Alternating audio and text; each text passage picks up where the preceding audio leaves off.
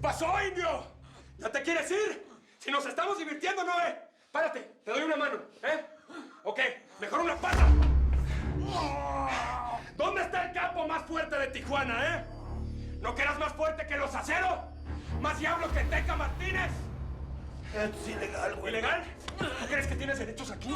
Órale, tú no eres nada más que una basura. ¡Una basura que no llega ni a animal! ¡Te voy a denunciar! ¡Cállate! ¡Cállate, ya cierre! Ponte, párate. Mira lo que eres, Amaro. Lo que eres sin una pistola. No eres nada más que un viejo, un ruco asustado. ¿Tú sabes qué es la única cosa que los capos más ricos del narco no pueden comprar? La juventud.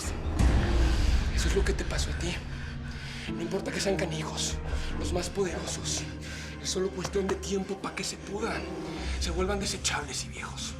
¡Llega alguien nuevo! ¡Alguien fuerte! ¡Alguien que lo puede destituir! Y eso es lo que te pasó a ti. Tus hombres ya no confían en ti, porque ya no sirves para nada. Y por eso terminaste en este agujero. Por lo menos yo llegué a ver mi cuero arrugado. Eso ni tu padre ni tu madre lo consiguieron. Cállate. Y te faltó decir que los capos tampoco podemos comprar la vida. ¡Ya cállate!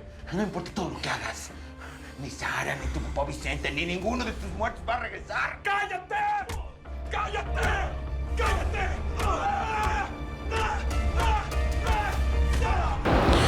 Mil gracias por seguirnos en YouTube. Si te suscribes aquí, encontrarás todos los capítulos de La Señora 03, La Coyote. También puedes visitar telemundo.com, donde encontrarás todos los capítulos de esta superserie.